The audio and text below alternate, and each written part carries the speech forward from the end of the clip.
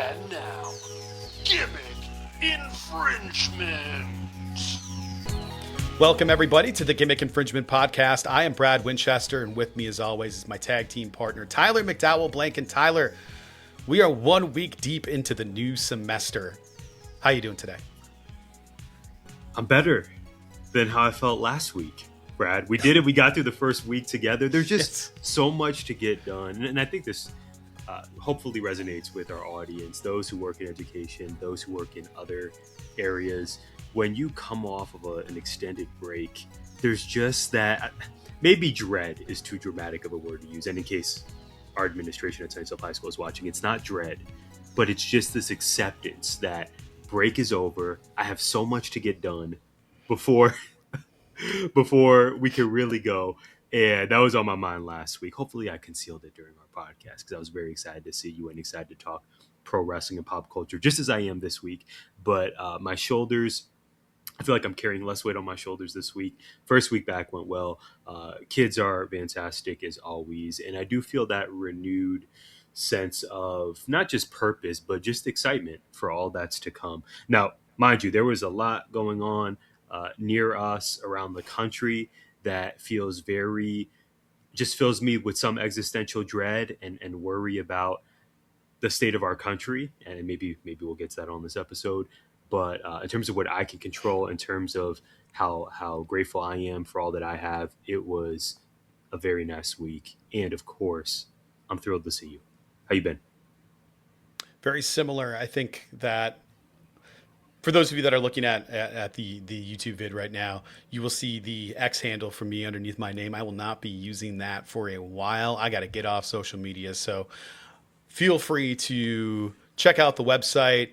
You can get at us at GIPod19, or you can get me at The Real Winduster. Apparently there already was one on Instagram. And you can get me that way if you want. Otherwise, I'll be back eventually, but I probably won't be available. And it's just for me, man. I find myself going through the worst case scenarios and inflaming my own anger over what's happening. And I start to question, am I really upset about this? And if I am I just making it worse by reinforcing it, by putting myself into the echo chamber to find confirmation bias, to try to fan the flames of my own revolution inside of me? Or should I just go read a book or take a walk or something? So it's time to step away and enjoy the people in my life and enjoy some of the smaller things, like, seeing my family, which I don't get to see very often. Yeah, man, the start of the semester, I texted a former student this week who is teaching now, and it was one of those kids that if you said, oh, they're going to be a teacher one day, you would have gone, no, they're not. Because you're not sure if they're going to graduate. You're not sure if they'll ever be able to be successful in, like a college setting and stuff. Bro is great at his job, CTE City, and is now in the classroom and, from what I've heard, absolutely killing it. And it's stuff like that warms my heart. But to your point, I said, like, I've worked a bunch of jobs, many of them physical, many of them manual labor stuff, many of them just retail. None of them required me to make my job to go in to do my job. And I think when people say, yeah, we got to go get ready, they assume we mean like get the tissues out and straighten the markers and write things on a whiteboard, when it's like, no. We don't have lessons just waiting for us. That's part of it. That's part of it, but there's more. There's not some sort of like magic education elves that drop a stack of lesson plans on our desk. Print your copies.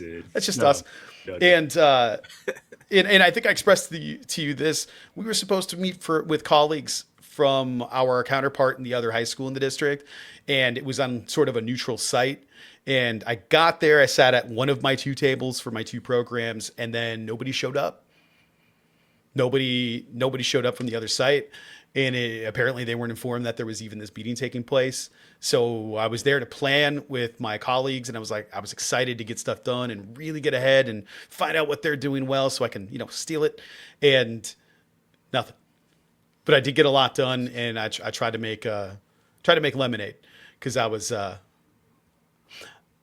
pretty sour as I was sitting at my empty table staring at the sign, and then looked over at the other empty table with the other sign going, this didn't seem like it's good. This seems like somebody's going to get in trouble for this. And I don't know. I know it's not me. I know it's not me, but kids are coming tomorrow regardless of who shows up here. So I got to get ready. And we did it. We made it onward because a lot happened this week in wrestling as well. Tyler, I know Monday was meeting day. Follow me. I hopefully you can confirm this for me. I was texting you while I was watching Raw, saying to myself, wow, they really are just going to start throwing all the titles around. Like I have title changes everywhere here. Wild week in pro wrestling, including an outlook at what's happening this week for us personally. Live event Jones will be taking place next week on this here podcast. But this week, the two most important words in GI. So I'm going to pass it to you. Remains unchanged through 2026. A tradition we are carrying into the new year. And Brad, this particular edition of Steph Watch, I'm feeling a little bit conflicted because although the Raw X Stranger Things experience was a complete disappointment for me, I just had such high hopes for what the show was going to be, and it was a thing. It happened, but at the very least, we were able to see our women's world champion, Stephanie Vaquer, which is reason to celebrate in and of itself. You may recall, you may have seen, you may have heard. She cut an in-ring promo on last week's Monday Night Raw, declaring her appreciation for the support of fans last year. You're welcome, La Primera, we got you. While also establishing her mission statement for 2026, in which, summarized version, she plans on remaining champion and will show the world why she's the best luchadora, if not the best wrestler in the world. Now, Brad Winchester, it was all good until it wasn't. Vaquer revealed that she suffered a shoot ankle injury. You may recall she walked out in a boot. And I didn't know at the time, like, is this just for storyline purposes or is she really messed up? Come to find out, she posted on Instagram. That ankle is messed up. Yeah. And then B, Raquel Rodriguez attacked La Primera from behind, likely cementing that they'll run the match back, possibly as soon as the Royal Rumble, if Steph is good to go in time. So finally, last notes, I wrote, cool, I guess. My mission remains clear. Steph must arrive to April's WrestleMania as champ. I've been very clear about this. I will accept no other alternatives. What say you? If she's not champ at that point, man, I hope the ankle injury isn't significant enough to keep her out for a long time or has to require surgery because she might miss it entirely. And that would be the biggest crime of all. So I'm hoping she's champ as she arrives. I'm with you. Yeah, and if this is bad enough, we don't know as of this recording, but if that ankle injury is bad enough, maybe what we saw from that attack from Rodriguez, maybe that's the way to get the title off Steph. Raquel becomes champ, Steph heals up, and then we see her at some point soon. I didn't realize the injury was that bad. When I saw the picture she posted, I believe on her Instagram story, I was shook, Brad. My world, it is rather gruesome. The ankle is bruised.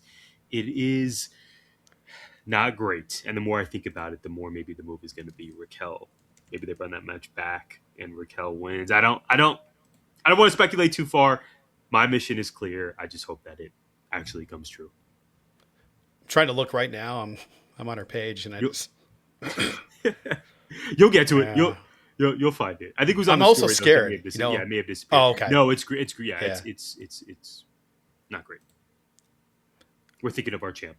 Oh, So Tyler, I don't know how to say this. I wanted to say it on the front end. Congratulations to the Chicago Bears.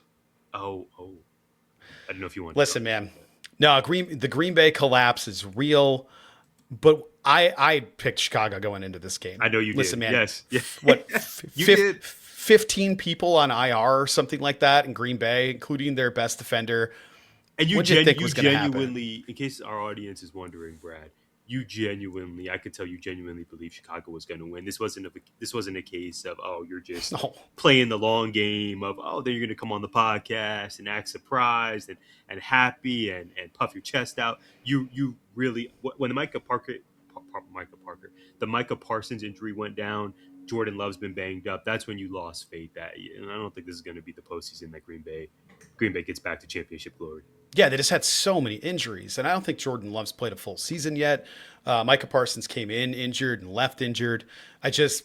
There were too many things. Like their wide receiver one is really good, but is he a wide receiver one on all the teams? I don't know. They lost their good tight end right at the beginning, and I just feel like there were so many different things going against them this year that it was inevitable that it would take place. But I feel like the coaching faults toward the end, it's pretty rough. It's going to be interesting to see what they do with LaFleur after that loss in a contract year. But I think heading into a contract year, I can't remember which, but it's I as much as I don't like the Bears, I feel good for them because their fan base is 40 years basically of not doing much of anything except for a Rex Grossman Super Bowl appearance, which is a sentence to say out loud. Devin Hester was fun. He was in attendance. Devin Hester, cheat code on Madden. Brian Urlacher / Jay Cutler years. There was all of those things. They had some fun teams. It's not like they weren't entertaining to watch or beat, as that were, but it's also one of those things too where you have to kind of acknowledge, they've been down and out for so long. It's kind of nice for them to get a win, especially over a rival, and then move on to inevitably we get bounced in the second week. But it depends on who they're playing, I guess. They could have an away game against the Panthers, and then it's like whatever. So who knows what's going to happen, my friend? But so many wins that I am not appreciative of, including Wisconsin beating my Wolverines in basketball. There's a lot of losses in my life right now in the sporting world, but a lot of wins in WWE. Some of them I have questions about. But Tyler, that brings us to the WWE conversation. So let's get into it. Hit me with your question. Let's talk about it. Oba Femi relinquished his NXT Championship after another successful title defense. Drew McIntyre defeated Cody Rhodes. I can't believe I'm saying this in real time, to become the new undisputed champ. And AJ Styles is scheduled, to appear at TNA's AMC premiere this Thursday, leaving fans to speculate if this will be the setup for an actual return match with the company, possibly as soon as Saturday's Genesis pay-per-view. Clearly, you see my theory with his scheduled return. Brad, I want to know, what was your favorite moment from the week in WWE? Ooh, that's tough. I really liked the title being relinquished because who's the last person to do that in NXT? Was it Asuka? It may have been Asuka. It's been a minute. I don't know that another male performer has done it, but I know Asuka has. I could be wrong about that because I haven't been watching. Yeah, Keith Lee lost to Karrion Kross. Karrion Kross lost to Samoa Joe. It's been a while. Right. I think it may have been Asuka. You might be spot on there. On the men's side, has it happened before? Yeah, I don't know. Well, he's the one to do it, if anybody, right? I think what ruins that stuff. You know who you're talking to. Yes. What ruins that stuff for me is the fan reaction videos that you see posted online, where they're like, "Oh, look, he left it in the ring," and it's dark, and it like kind of kills the vibe and the magic of it. Because like the television product, it's go dark and then come back up and the belt's in the ring and he's gone. But watching people watch him leave sucks. Like, I hate that.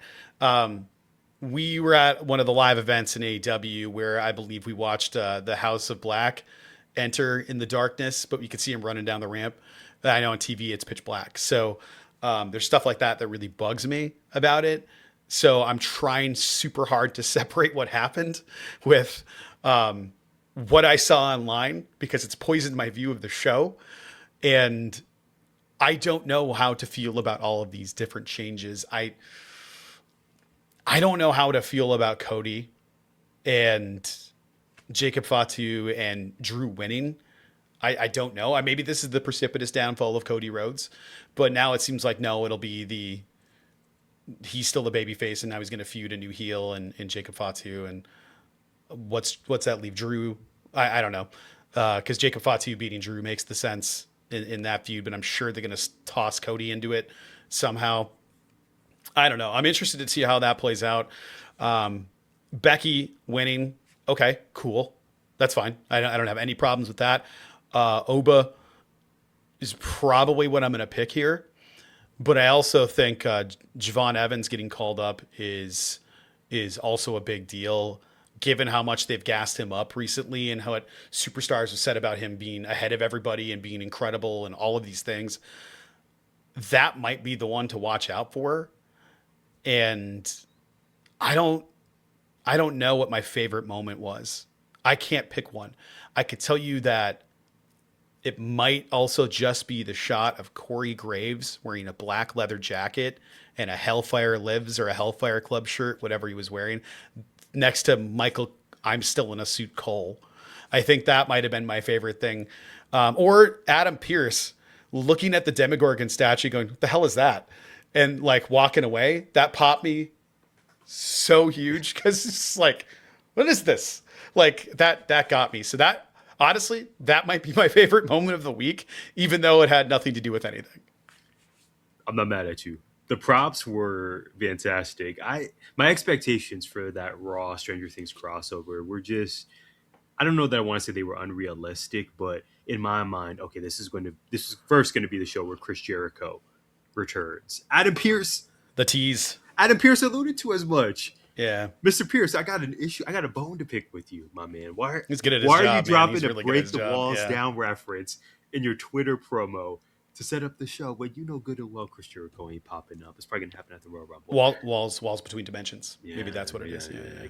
I guess I did like the title cards. I did like that. those they were did the cool. Chapters. Those were cool. It wasn't all like for the segments. Right. Yeah. It wasn't all bad, but in my mind, I knew that it was Raw X Stranger Things was never going to be the Raw Netflix premiere last year, but I thought we were just going to exist in the same sort of under the same umbrella of last year. You remember, Brad, that was giving premium live event vibes, that whole spectacle.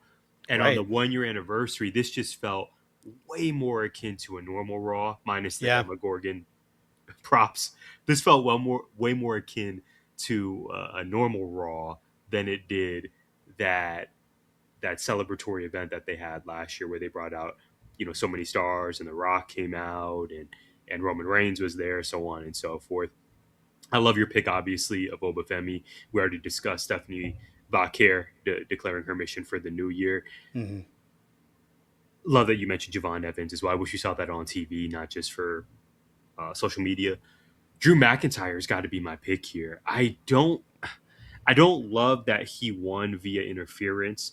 This was Jacob Fatu dressed in a black hoodie. My first question in my mind was, is Jacob Fatu the fifth man for the Vision now? Like, I feel like we just saw this with Austin Theory at Survivor Series a couple of months ago. So that seems rather redundant. Jacob Fatu coming back, it would seem as a heel is a choice when he was one of the biggest babyfaces on the roster. I'll give that time. I'm willing to see how that plays out. I hate using that phrase, but here we are. But Drew McIntyre winning, it was a cathartic experience for me. How many times have I said on the podcast, yo, it's Drew's time. He's got to win. If he loses again to Cody, what are we doing? Well, he did it. He won the 3 stages of hell match. What you've rebranded this as the, 7 circles of hell? That popped me last week. That was my favorite moment from last week's episode. But this week in wrestling, specifically WWE, my favorite moment's got to be Drew McIntyre finally getting the W. Huge pop amongst the international fan base. And I just saw a lot of appreciation for him on the timeline. It seems like this was long overdue. Drew had his big moment during COVID. He beat Brock Lesnar during the first COVID WrestleMania, even when I think he got the belt later on, like against Lashley, maybe a year or so later, but it wasn't packed arenas from what I recall. No. And here we are 4 or 5 years later, and we are back with Drew getting strapped up, with Drew being at the top of the division. And I'm just glad that it happened, because I think he is worthy of that. And to me, he's gotten lost in the mix of the big names that are in the company now: Roman Reigns, CM Punk, Cody Rhodes, Seth Rollins. I mean, these are top guys anywhere in the world. I'm glad that Drew McIntyre was able to reinsert himself in that conversation. Is he going to be the champ come WrestleMania season? I feel more confident Stephanie Vaquer is going to be champ for WrestleMania than I do Drew McIntyre. But for now, I think we can enjoy nice things. Yeah, I agree. And as long as they don't take it off him in 4 seconds, I think we're in good shape. Because the last time he won, it was like a 20-second thing. It was, and I worry Cody will get the title back either next month or in March. And then Cody Roman 3 will be the move. We'll save that conversation as it gets closer. I know we've kind of touched on it in previous episodes. I just think for now, rather than us as wrestling fans going straight into our Booker brain and how's this going to look in the next few months, I think we just need to enjoy that Drew finally got the dub. And hopefully creatively they have something that is very interesting over these next few weeks and, dare I say, months. Yeah, I was worried. Actually, I knew what was going to happen after all the other title changes, but I thought Braun had a chance until title change. It's like every title defense on Raw was a switch, and then I was like, all right, well, going into this, they're clearly not going to take it off of Punk. That doesn't make any sense after doing all these title changes, unless you really want to build into that. But I was a little worried there was going to be an injury there because Punk was struggling to get him up a little bit, and there was one spot that looked pretty gnarly that I was worried that there was going to be just death. Braun jumping off the turnbuckle onto CM Punk, laying on the table. I don't know that I've seen Braun do that before. Maybe I missed some of his matches, but that was even. I mean, that pulling out that move gave me premium live event Big Show Jones. Yeah, that at least was this you do not see this every day. But yeah, as much as I would have loved Braun winning, I said on the podcast last week, Brad, I don't see them moving off CM Punk. I think Braun's going to get a big win at Mania, whether that's against Punk in a rematch or against Roman or whoever he fights. But I just had a feeling going into last week's Raw, they're not ready to crown Braun quite yet. Yeah, and I'll say this, maybe this is negative. Maybe I shouldn't say this, but it just seemed like everybody was tired. I don't know, like the whole night, it seemed like everybody seemed really tired, and maybe it's like the pressure of all the Netflix stuff and the Stranger Things, or maybe it's because they're not doing as many live events and stuff. I have no idea, but everybody just seemed a little bit more fatigued than usual. Maybe I'm reading into that because I can't do a quarter what they do, but I was starting to go like, ooh, are they going to get hurt? Ooh, are they going to get hurt? And I haven't felt like I've said that a whole bunch of times. I didn't see botches or anything like that. I'm not saying that at all. It just seemed like everybody looked a little extra fatigued on the strength part of things more than they just look like they're out of breath.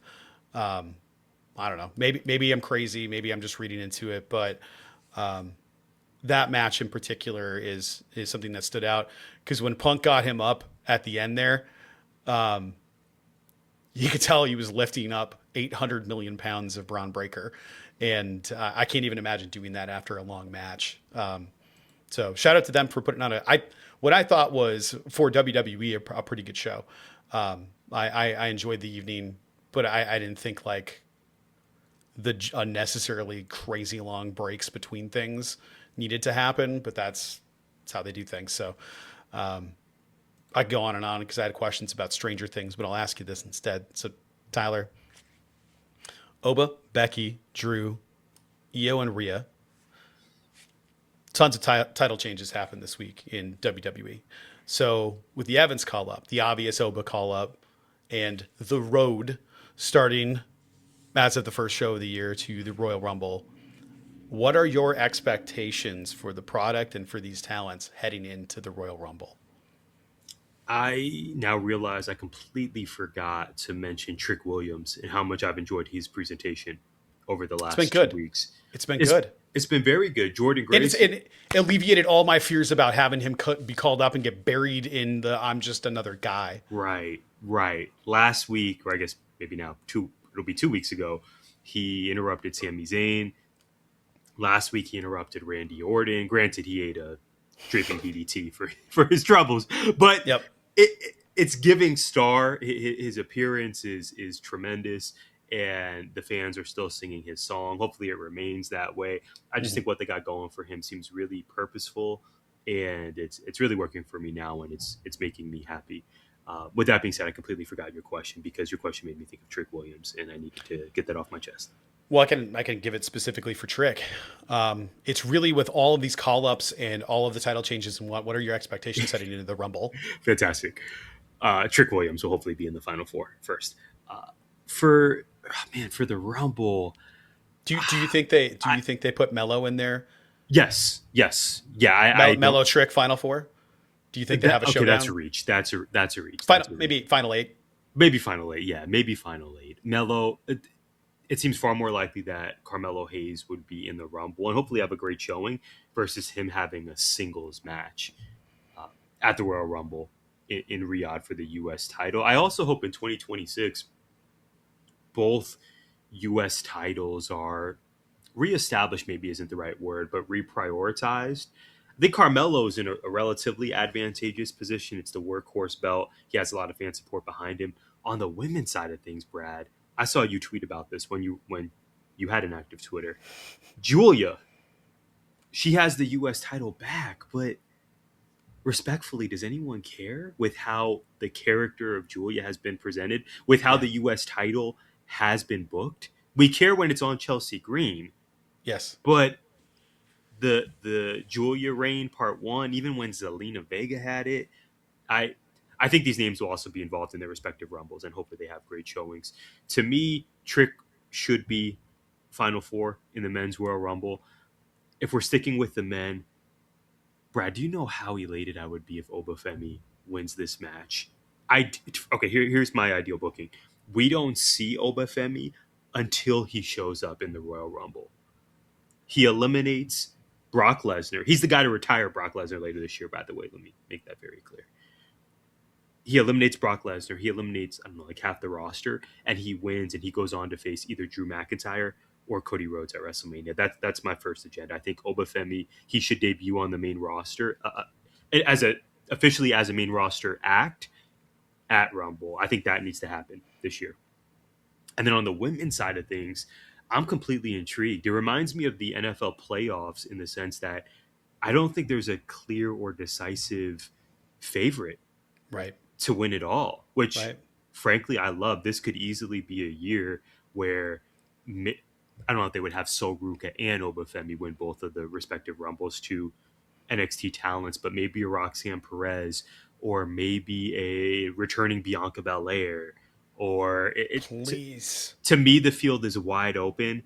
Mm-hmm. For now, I'm going to go with Oba Femi officially reappearing on our televisions at Rumble and winning. And then I would love for a returning Bianca to get that victory as well at the Rumble. What say you? Yeah, I need Oba to win.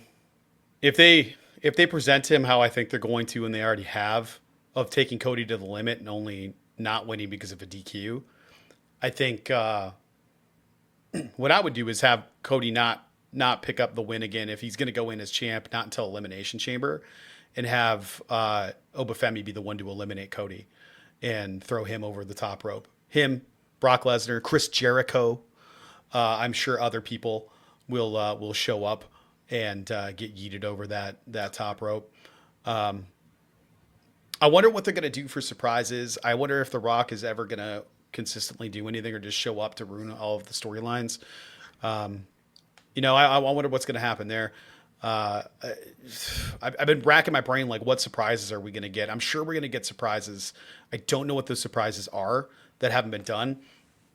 My thought was, what role is Vikingo going to play in the Royal Rumble? Because there's going to be AAA talent that we've already forgotten about, Tyler, that aren't Dominic Mysterio and El Grande Americano.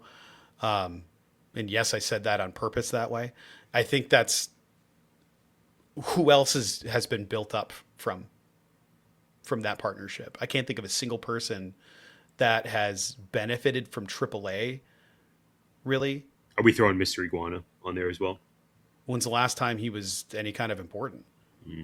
That those first two shows? I enjoy that Lola Vice has gotten more reps on there, but if we're thinking opposite, Triple But A, that's it. It's like the talent, yeah. WWE talent is being showcased against these other people, Right. but these other people aren't growing from any of that. And I don't Right. think. I think people go, "Wow, that was really cool," and then stop. I don't think they're like, "Wow, that's really cool. I want to see more." I think it's just sort of done. And I don't. Maybe that's just me. Maybe that's my fan base bias. I don't really know because I'm not like rabid going after the AAA stuff. I like it when the talent I'm familiar with ends up doing stuff because I love watching Lucha Libre. I think it's probably my favorite form of professional wrestling. It's just really hard to tell the talent apart sometimes when it's like, I don't know what the difference in character is from this guy who thinks he's the best in a mask between that guy who thinks he's the best in a mask. And that's their whole personality versus something like a Mr. Iguana or something like Bandito, who at least there's a change there, or, some other thing I'm not thinking of right now. Vikingo directly. Like there's a little bit of a character shift in the way they're presented. And I think a lot of times it's because of how Americanized I am. I'm not looking at the cultural history of each of their masks, but then they throw in like Dominic Mysterio and it's hard not to go, okay, so that guy's the different one. That guy's the one that stands out. And this guy's the WWE talent is sort of like overshadowing the AAA talent in there.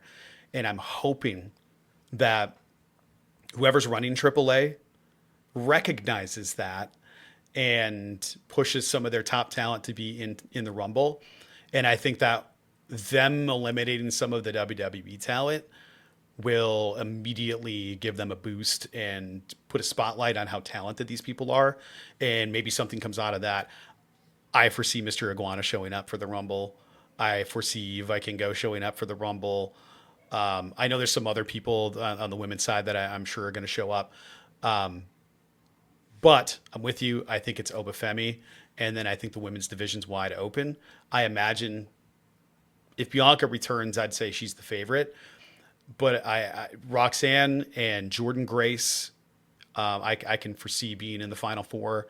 And after that, I don't know who you put in there besides Bianca. And Liv Morgan is back. And I was going to say, and probably Liv, but I don't see Liv winning.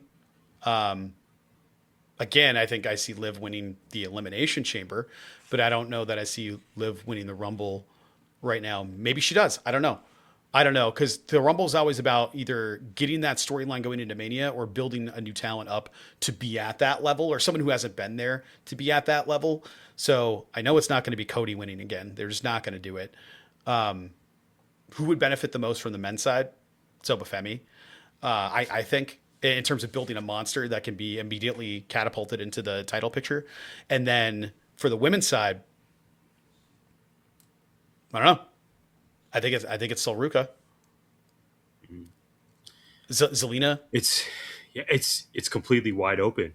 Yeah. I mean, yes to the names you mentioned. Kairi Sane would be awesome. Kairi Sane would be really fun, and you astutely pointed out that Sky and Rhea Ripley are the new tag champs, so that potentially frees up storylines for Asuka and Kairi unless they're running it back. It's going to be fascinating. I wonder, television wise, is this going to be a case where there are going to be some seeds planted of, okay, these are going to be, say, the 3 or 4 favorites, or maybe it'll be a case like previous years where we're surprised with who wins. I'm thinking of even the men's Rumble from last year. I don't think any of us had Jey Uso winning that match. No. We thought, okay, CM Punk, John Cena, maybe insert another name as sort of the top 3 favorites to win. And then Jey Uso, all along one of the most over acts on the roster, gets that victory. I wonder if we're going to have a moment like that where someone who's just been putting in work, who is consistently over with the fans, or is getting a reaction if they're on the heel side of things. Maybe they are the pick and maybe they get a crowning moment, if you will, at Mania. Or to your point, Brad, maybe this is a case where Sol Ruka has officially arrived and that's her route. If we're going Oba on the men's side, though, I just tend to think, okay, maybe on the women's side, it'll be a veteran getting that moment, which leads me to Bianca. But of course, it's hard for me to be objective when we're discussing anything related to the EST. Jade is champ right now. Bianca versus Jade at Mania. Maybe that's it. Maybe that's the move. Hope so. I'm intrigued. Count me in. I also wonder what role being in Saudi is going to play. in For sure. determining all of these things in terms of crowd reaction and all of that. It's going to be travel wise. If you're bringing in Yeah. surprises, that's a tougher. I mean, they'll know That's a tougher commute than Orlando or Jericho. No brainer for that crowd. Mm-hmm. I think there's going to be, despite people's protests of him wearing too thin, Joe Hendry's going to be there. Absolutely. And it's going to be fun as heck. Like, it's going to be a blast. What number do you think Baron Trump debuts at? Hopefully 1. Maybe 2. Maybe Baron, 2. Oba Femi's. Yep. Oba Femi 1. Baron down. Trump 2. Yep. Okay. Give him a couple minutes alone. Baron Trump may be taller than Oba Femi. Isn't the kid like a giant? Yeah, I think he's pretty tall. I also, I don't know if you know how javelins work. They're pretty big too, and you can see Oba throwing a stick into space a little bit. Now, that being said, there is no transition out of here that will feel any kind of okay. So I'm not even going to mention the movie because it feels wrong. But let's get into GI at the movies. Play the music. And now, it's time for GI at the movies.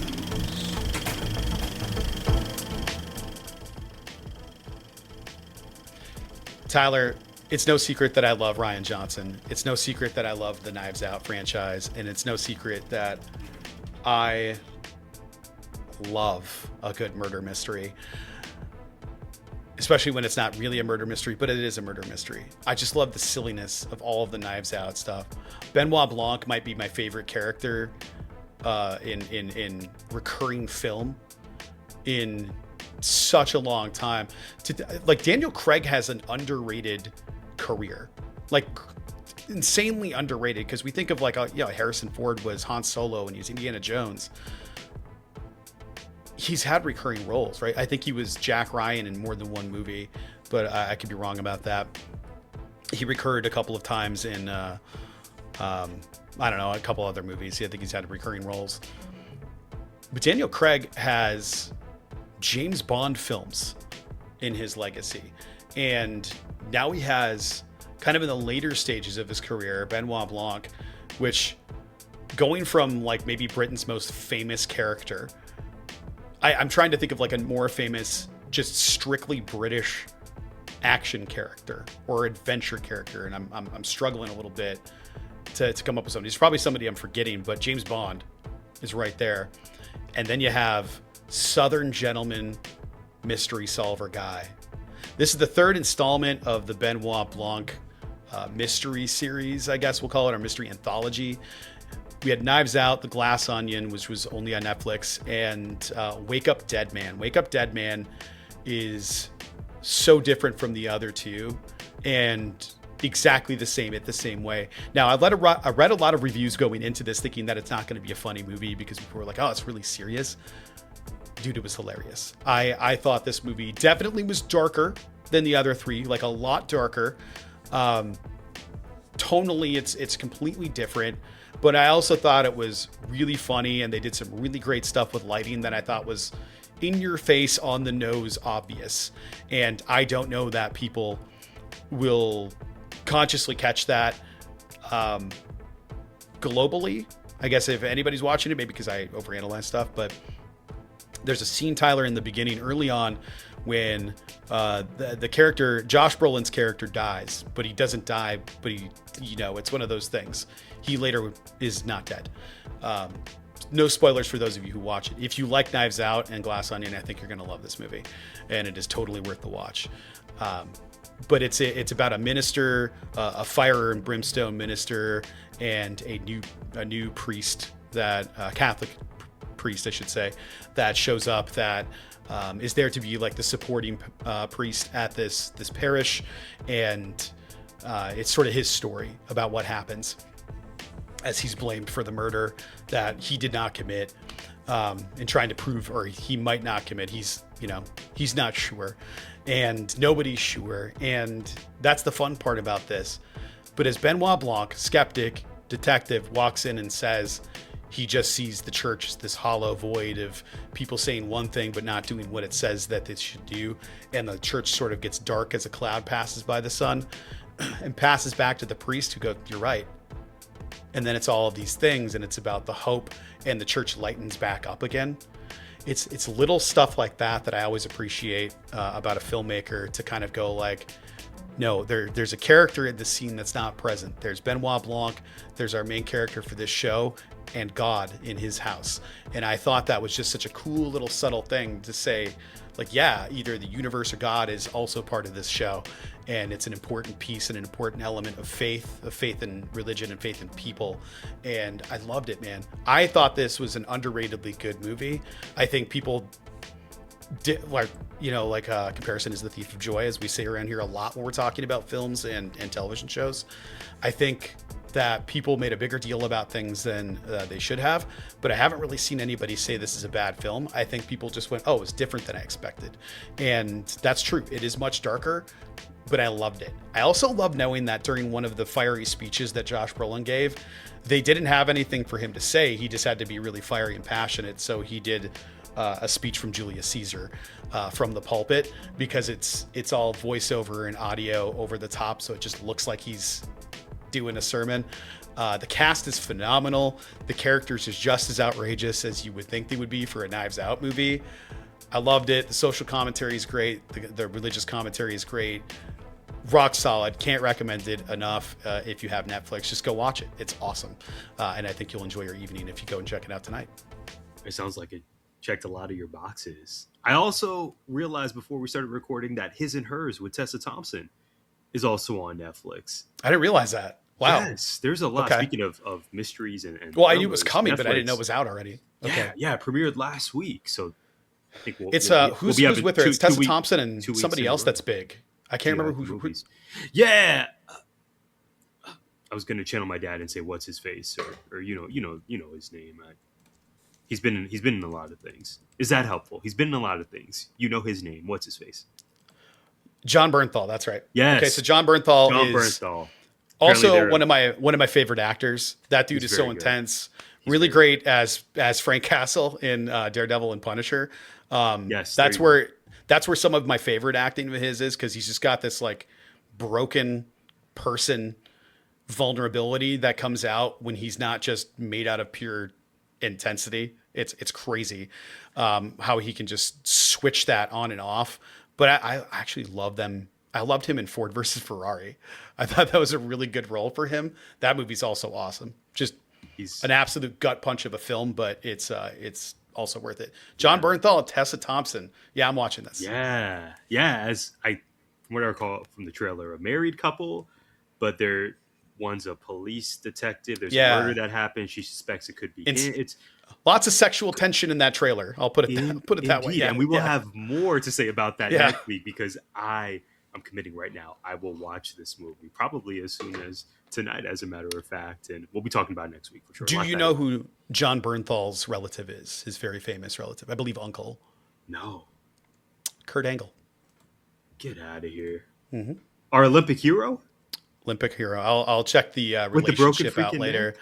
With the broken freaking neck, but John Bernthal, Kurt Angle, it's pretty cool. That's wild. Yeah. Another reason to check it out, GI fam. If you want it, everything is wrestling. We'll just leave it at that. Yeah. Tyler, it's time. Let's get into the AEW talks. Hit me with your question. Well, speaking of our social calendar for this week, I get to see you this week live and in person, because AEW Dynamite is returning to Phoenix. Brad, this will be, by my count, our 4th AEW show. Here's my question. What have you thought of the build to Maximum Carnage, and who are you most excited to see? Besides your co-host, I mean, talent-wise. In case you need that clarification. That's tough. Because we're going to get like shooting schedule-wise, we had a very similar timeline last year. This is a good end to have another returning Cope. I think we might get Copeland in the house. I'm hoping so, but I'm not sure. Tony Khan seems to really love going to Phoenix because he knows the crowd's going to bring it. So I'm hopeful that we're going to have a massive show. I think that's why we're getting Maximum Carnage. I'm also hoping that we get an announcement that Double or Nothing is returning, because that would make me very happy. I didn't consider that. If only. I don't think they've Yeah, announced the location for that. I don't think they have yet Revolution's going to either. be in LA. Can we Yep. just bring it a little bit further Yeah. southwest? If they're For like, Double or Nothing a few months we're later? getting all in cinema. I'm hopeful that we're getting something, Okay, I but love where I this has think started. Yeah, it I could want be. to say I'm excited about that. I'm excited about announcements and surprises. I'm actually excited to see if they're going to do ROH tapings, who's going to be on that card, because there's a lot of talent that have been featured there now that we didn't get to see the last time. Like I'm hoping we get, because I think she was injured. I'm hoping we get to see Red Velvet, and I'm hoping that we get to see maybe Athena, maybe Billy. I don't know. I'm hoping we get some cool stuff for the tapings.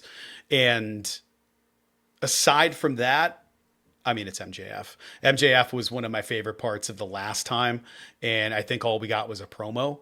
And in fact, I'm almost positive because I remember him in the suit on the turnbuckle talking to people, holding the mic.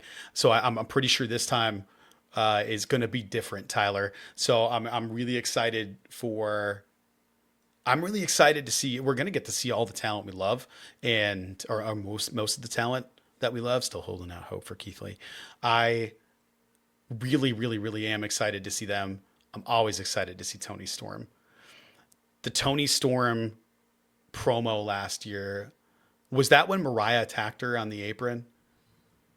I can't Yes, remember yes, that was because it was only a the year ago, right? yep, That was the lead to their Hollywood ending match at March's yep. Revolution. Yes, It's crazy how time is how different the only a year landscape ago. is now, man. Hmm. But it was the way. This is where I'm going to show my ass on the tech side of things. I think about the way they backlit her every single day I'm in the theater.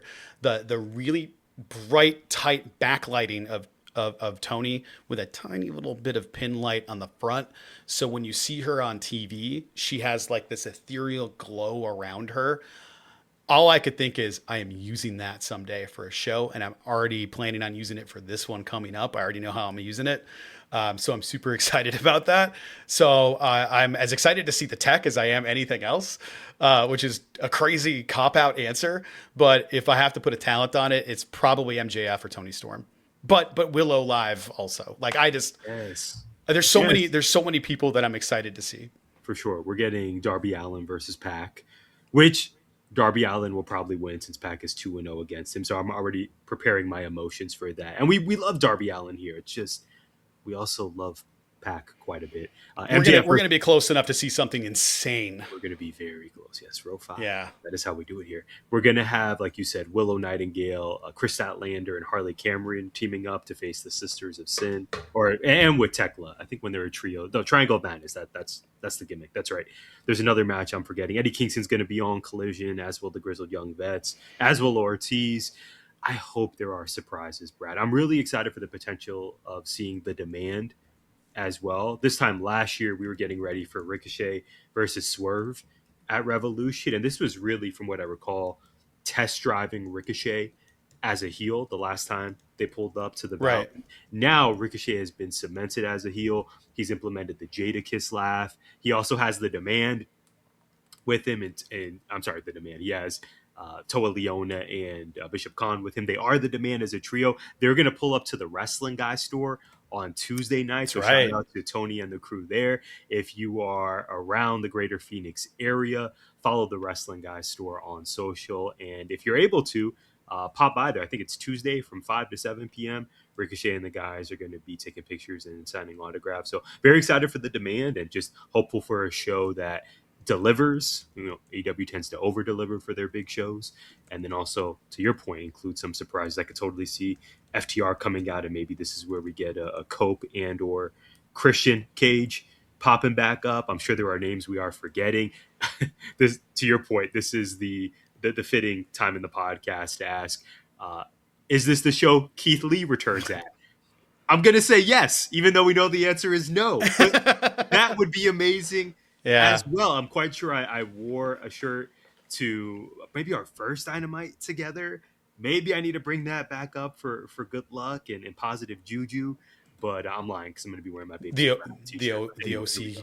The OC socks are not going to wear those. The OC socks. I need to figure out my fashion choices before Wednesday after. I've been thinking about it for a while now. This is going to be very good. Probably, You're going to wear probably your Willow. maybe I'll probably wear it under my FTR hoodie. Oh, good choices. You can't go wrong. Okay. Yeah, I don't know. I'm always worried about going to be too hot. Am I going to be too cold? Yeah. Right. What do I wear? I think what's the forecast, smell situation? I think the forecast looks promising. I don't think there's any. My phone's off. This is not helpful. I don't think there's any rain. I think it'll just be a chilly but sunny Wednesday.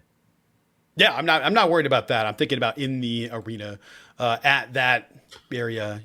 That's fair. I imagine because we're farther down, we're closer to the stage. It'll be a little bit cooler because that's where the air falls. But we're also by all the lights, and we're also by the fire and everything, by the pyro and everything else. But yes. I remember being very comfortable last time, and also what a venue. Okay, mine is super simple. I'm ready. It's almost identical to what you asked. What surprises are you hoping for at the live event this week? Yeah, very good. I don't believe Bandito is beating MJF to become the AEW World Champ. That would be the biggest surprise of them all. I don't see any way that occurs. Mm-hmm. We mentioned Cope and Christian. I wonder, someone like a Dr. Britt Baker, DMD, it seems clear that we've seen the last of Chris Jericho in AEW. As you pointed out, I think a lot of us have him slotted for a Royal Rumble appearance. I wonder for a Britt Baker, is this similar in that we've seen the last of her in AEW, at least for this run?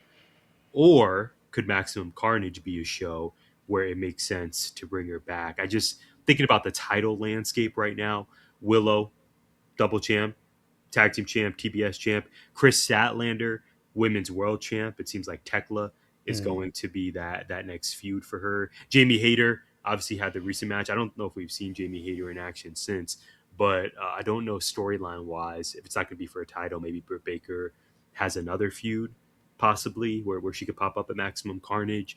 I think about her every so often, given how she was a foundational piece for the women's division, and hopefully her story isn't over in AEW. Would love for Athena to pop up, even though we know Mercedes is taking a break. Yeah, that would all be tremendous, Brad. I want to stick with Keith Lee for reasons. I hope we get Hangman and Swerve, even though they main evented Dynamite last week. Mm-hmm. I really do need Keith Lee back in my life. I think Wardlow's injured. Isn't that the case? He got injured right away when he came back. Yeah, for sure. And something I'm thinking. I don't know how long. And Jay White, I was just checking the Fightful Select feed. Shout out to them about the there was a Britt Baker in the Q&A, an update about her and just having no plans for her. And as far as I know, she's signed, but probably won't be back, even though she's by all accounts healthy. Yeah. As soon as you started saying that, I was like, I don't know, man. I hope you're right. Yeah. Even a Thunder Rosa, right. We haven't seen her in a minute. I think she's healthy, but I think she's been doing ROH stuff, but behind the scenes, I'm not sure. Right. And if we consider, because it is Maximum Carnage, because it's a special Dynamite and a special Collision, I feel really strongly about the chances of us getting surprises. But I also think back to this past week's Dynamite, in which we got surprises right off the bat within the first hour of the show, if not the first 2 minutes. The artist formerly known as Jake something from TNA. Yeah, Jake Doyle. Is all elite now. Andrade is officially signed, but signed for real. Yes. He cleared waivers. Andrade El Idolo is back. So I hope we see those guys. But also I wonder, okay, if that happened last week on kind of a standard Dynamite, the Young Bucks are back with their old music. I wonder what we're in store for this week. The last thing I'll say, I can't believe we're almost 55 minutes in and we haven't mentioned this. We're going to get Kenny Omega live. We're getting Kenny Omega as well. I'm sure we're going to see Takeshita. I'm sure we're going to see Okada because it's Dynamite and Collision, correct? Yes. It's not. Yes. Yeah. So I wonder if there's a surprise in the Kenny. I mean, we know Kenny Omega is coming for MJF. I wonder if there could be a surprise interwoven there. My answer is Keith Lee, but that continues to feel like wishful thinking on my part. Yeah, I have a feeling we're going to find out what's going to be on Collision that night based on the talent that we know are already there, where we get promo seg on Dynamite, wrestling moment on Collision. I'm almost positive that's what we're going to get. So there's a good chance I'm holding out hope that we're going to get Kenny in the ring in action, because we did get to see it this year in both of our favorite event and match of the year, Anarchy in the Arena, which is still I think about it every day. I'm sure we're going to get Rick. We're going to get there's so many possibilities for this. I hope we get Britt Baker. Maximum Carnage makes sense for her to come back.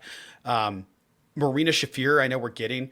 Marina Shafir is one of the most beautiful human beings I've ever seen in real life. And I think people, because she's so scary, people don't talk about that.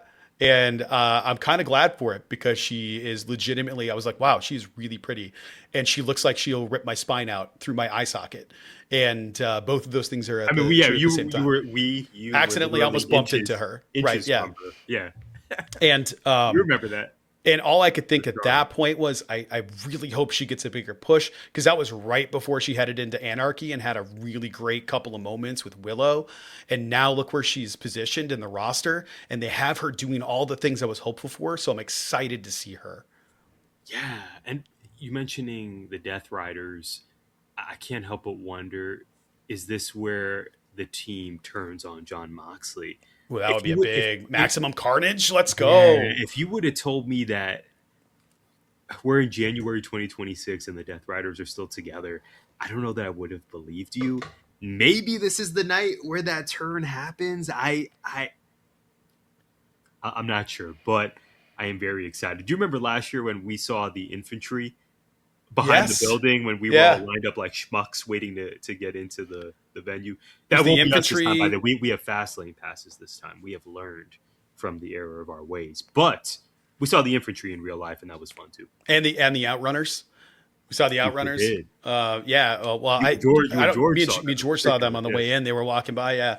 There was a lot of moments last year that it was really, really cool to get to see them live in person, and to go like, hey, these are people. These are human beings. It's a nice reminder when you're at a live event that saying terrible things to people online about how they're doing, when you see them in person, you're like, that's just a person. Granted, they're usually gigantic, muscular people that are not like regular average people, but still just people. And I think the other thing too is getting to see formerly Zack Ryder, Matt Cardona at a live event for the AWF event that we saw, and then to see him go back to WWE on that big stage, to know that there's not a lot of separation between those two groups, to go like you're one phone call away from being in a really big company. Shout out and hoping the best for One Fallen Gray. I'm looking forward to see the talent that I've never seen in person before, and I think it's going to be a lot of fun. Man, I didn't even consider the Death Riders. This has to be the moment. I know we're going to get Andrade. They're not going to take a star that's that big and that Latin and not put him in Phoenix. And I know we're also probably going to get El Clone, and I'm sure we're going to get other stuff. Those are going to be such fun matches for, I'm sure, Collision. But I'm looking forward to that, because they do such a good job with the live events. I don't know that it always translates to TV when people are complaining about stories and stuff like that. My God, pal, the matches we get to see in person are never a disappointment. So stoked to see it. Yes. Fantastic. But Ty, I was going to say, Ty, I was going to say, I did have one here. I know you probably had one spooled up, but listen. I was worried about what to wear, because I was worried about the temperature. I was worried, Tyler, that I might be a little bit too hot. And I know that it's about to get a little hotter in here, because it's time for Hot Take Ty.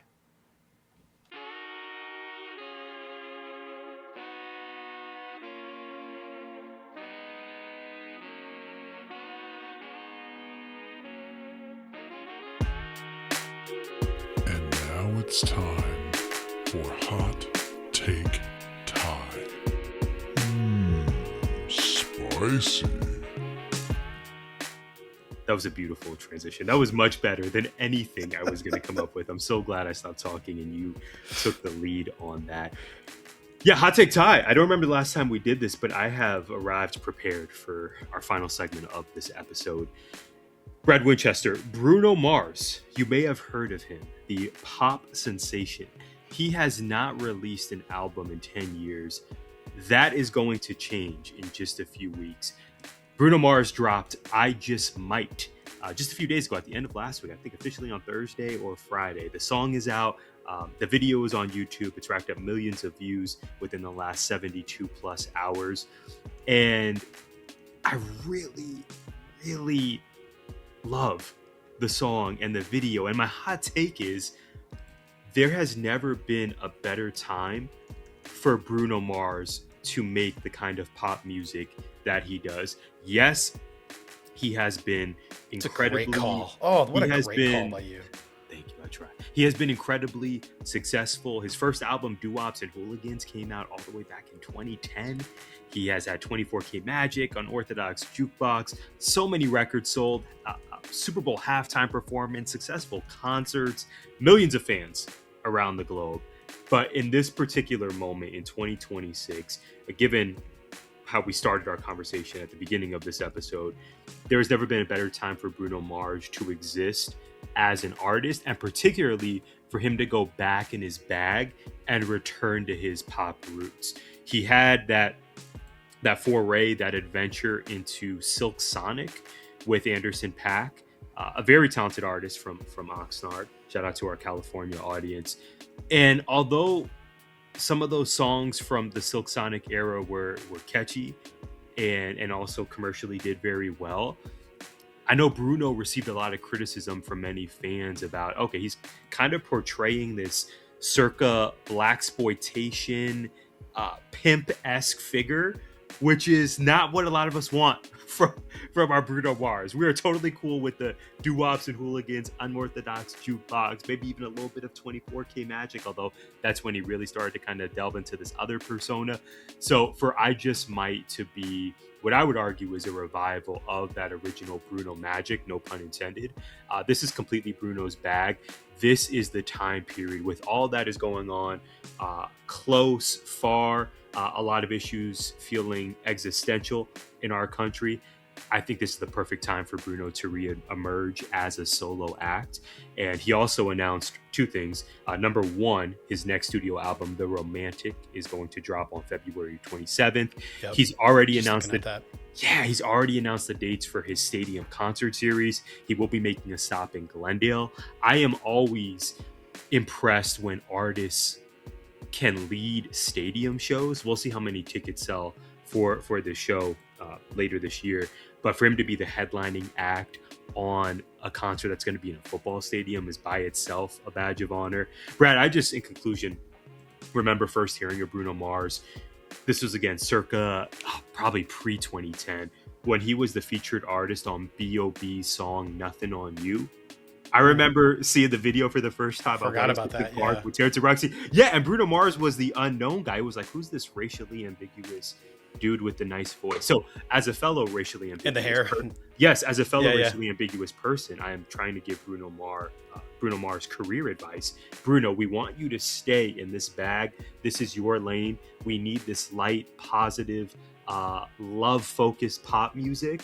And my goodness, what a journey it's been over the last 20 years for him. I can't believe he's existed in the zeitgeist for that long. But I think this is going to be an incredibly successful year for him. And like I said, a bit of a revival for his career. This is the perfect time for Bruno Mars to exist. I got to tell you, until you said that just now about yourself with the sweater and the facial hair, you've never looked more Italian. Like this is Grazie. That. Like 100%. That's the most like such a Mediterranean thing going on. It's amazing. Those genes are strong. I got like just Scandinavia in general, just basic Scandinavian. Amazing. I was pulling this up because I heard somebody talking about this not long ago. I go down occasional music rabbit holes. It's crazy. All I Ask by Adele, written by Bruno Mars. The Vamps, Can We Dance, Bruno Mars. Sean Kingston, Dumb Love. Snoop and Wiz Khalifa, Young, Wild, and Free. Bruno's featured on that, but he wrote it. Flo Rida's Right Round, co-written. Jay-Z and Kanye with Beyonce, he wrote Liftoff. So many different song titles that he's been involved with. And some on there, I'm like, I don't know what any of this. But CeeLo's Forget You. That song is a Bruno song, and it's like clear as day. If you listen to it, it sounds like Bruno. It's not, but it's like, oh, that's, I don't know, the vibe of it just feels very Bruno Mars. And I guess I didn't know. Somebody pointed it out, and when I had absolutely no idea. I know it's kind of like when you find out like M wrote a bunch of songs for people, and even like Forgot About Dre. I can't remember if, I know he's obviously featured on there, but I don't think he wrote that for himself. I think Dre was like, "You do it." I'm pretty sure he wrote it for Snoop, and it just ended up being like, "No, we'll have you go on there." But I think M wrote that song, and it just sounds like Dre wrote that song, and that's crazy. So I love when artists are doing other things for other artists. I just, yeah, can't express how much I have him on several playlists that I just positive vibes. I just want the energy. I want the Bruno Mars energy. And I did not know he had a new album coming out. So thank you for that. I'm really excited for that. That is something that I missed. And speaking of, Tyler, what did we miss? I have just two final notes. Number one, TNA Genesis is occurring on Saturday. Big week, massive week for TNA. You have the AMC premiere on Thursday, and then just 48 hours later, they have their first pay-per-view offering of the new year. Again, the appropriately titled Genesis, as it were. Mike Santana has to be entering the show as champ. I don't know why. We've litigated this, so I'll be quick. I don't know why Mike Santana needed to lose the title so quickly after winning it at, once that was Bound for Glory. Frankie Kazarian cashes in on him. Frankie Kazarian's going into the AMC premiere as champ. I think Mike Santana beats Frankie Kazarian on AMC. Unnecessary, but all this unnecessary, but it needs to happen. And then maybe we get Santana versus Nick Nemeth. Maybe Nick Nemeth cashes in. Storyline-wise on Impact last week, that's what they're leaning hard into. Maybe AJ Styles finds himself into this mix. I don't know, but I am excited to see the talent on this card and how they show up and show out. Even if creative's been lacking, I'm specifically thinking of the new women's champ, Lei Ying Lee, the artist formerly known as Xia Li in WWE. Mustafa Ali has a singles match with Elijah that they've been setting up over the last few weeks. The Righteous debuted in TNA weeks ago, and they've been in this strangely booked feud with the Hardys, where the Righteous have set up shrines in their locker rooms and done other things. And then the Hardys said, there's no turning back now. There is no forgiveness. We need a match with you.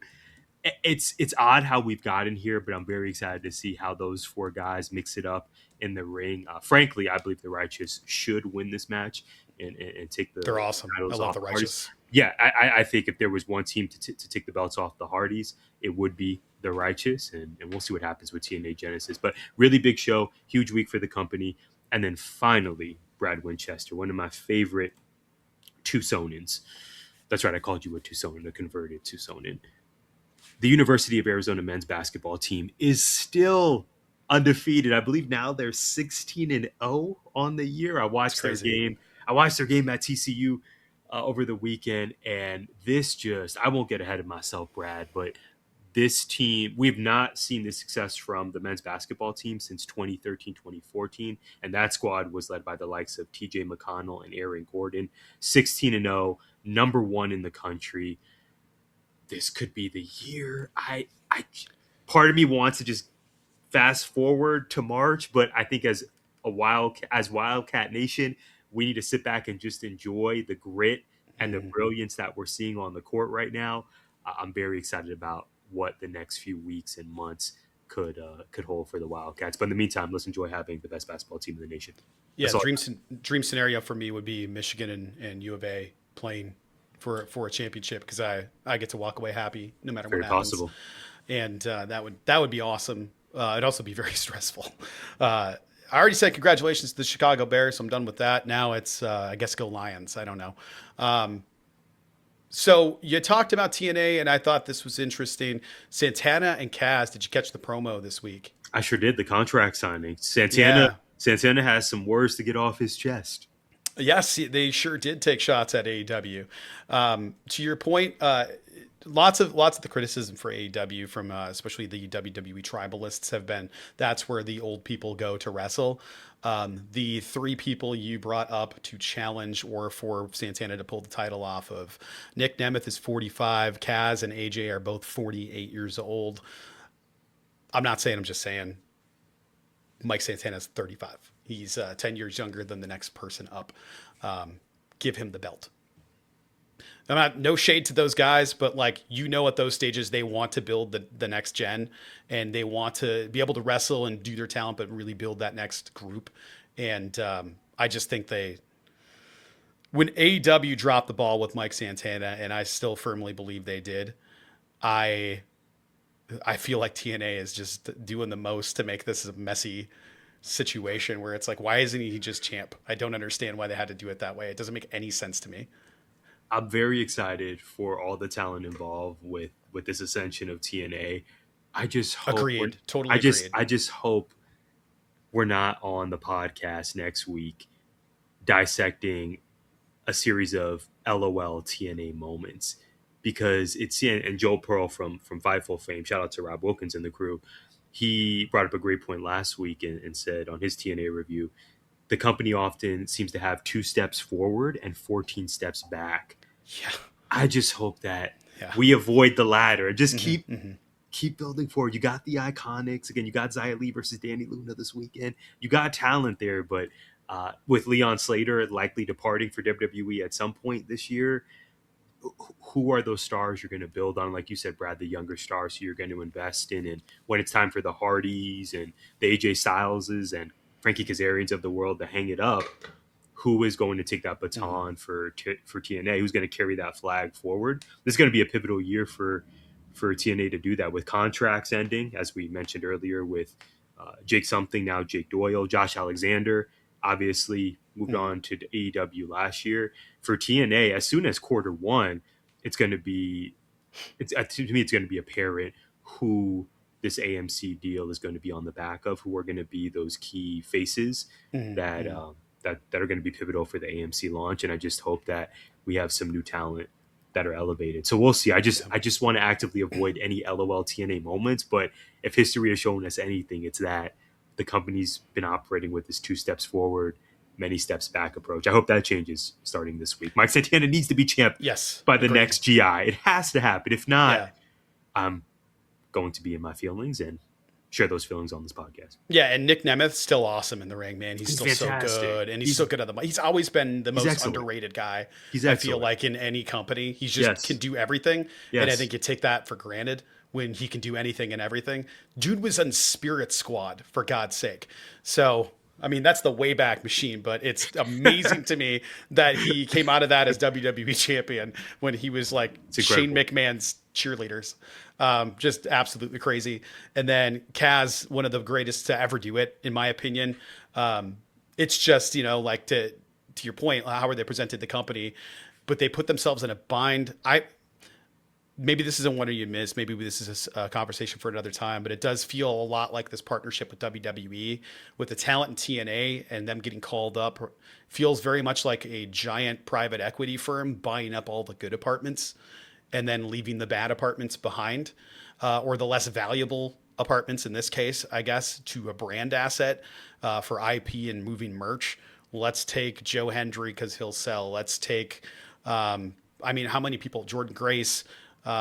There's just like Leon, 4 or 5. I was saying Slater's Leon's eventually going, WWE right? bound. I think his contract ends with TNA this year. Yeah. And honestly, I can see Mike Santana going there too. And, for sure. Then who's left? Okay, it's the Hardys. It's that part. Mustafa Ali re-upped, which is great. Yeah. And then we're not running the Dudleys versus the Hardys again. That's done. Joe Hendry gone, like you said. Mike Santana getting the big win, gone. Yeah. So what are those next storylines for Tommy Dreamer? I'm done talking. What are the new storylines for know. TNA this year? I hope they have plans. The good news is, for all that being said, because no shade on them, it's no shade to any of the talent. They're all great. It's that AMC deal might then open up new avenues to get people from the independents signed and get them spots on a brand where they can learn and grow under that umbrella versus just the NXT umbrella. But I also wonder about the ID program that WWE is doing, their kind of independent developmental thing. Like Brittany Brooks, I got signed to that program, but where does she go? Does she go to the Performance Center? Is she in NXT, or does she do something with TNA or AAA? I don't know. And if that partnership with WWE with TNA, I know it's sort of a sharing of assets. Does that also include AAA? And is our AAA talent then going to jump onto TNA program? I'm interested to see what happens because I think it's going to be really interesting. But I also thought, I don't recall I don't recall a time in WWE really where they were punching AEW. You know, CM Punk early on had some jabs to take, but that's CM Punk too. That's his character. But Santana and Kaz kind of taking a CM Punk style shot at AEW, kind of a leaving the place that made me sick in the first place kind of shot felt different. It felt different. It felt emboldened and brave and like, yeah, TNA is going places, and I like that attitude for them going into this new deal, and I think it'll help them in the future. Last thing on my list, Tyler, Pistons are 28-10. The only thing I'm going to miss from X is seeing the shot of the team coming into the tunnel with the Pistons won again playing in the background, and then the passing of the weirdly it fits for them, the passing of the Detroit Pistons championship belt, the WWE title for like the player of the game, which I think is a great locker room gimmick. I'll miss seeing that on X. Hopefully they're doing that on Instagram. We'll find out. Maybe everything is in fact wrestling after all. Mm-hmm. In the meantime, you can follow us at GIPod19 for exclusive show updates and more. We would love to hear what you think of everything we discuss: pro wrestling, pop culture, TNA Genesis, WWE, AEW predictions, the return of Bruno Mars, Brad's At the Movies segment, not Knives Out. What's it? Knives. Wake Up Dead Man. Wake Up Dead Man. Tale. Knives Out Tale. Yeah, you're good. Yes, good. It is Knives Out. Yeah. I said that flawlessly. Or story. Yes. I'm not sure which one. Yeah, well said. We'd love to know your reviews, your predictions, your reactions. Again, follow us on social or drop us a comment here on YouTube. It means the world to us, and we are so thankful that you decided to tune in. We'll see you next time. A Knives Out mystery. Period. Gimmick Infringement is a part of 19 Media Group. You can listen to us on Apple, Spotify, iHeartRadio, or wherever you find podcasts. You can also find us on YouTube via the 19 Media Group channel. Please like, subscribe, comment, and share.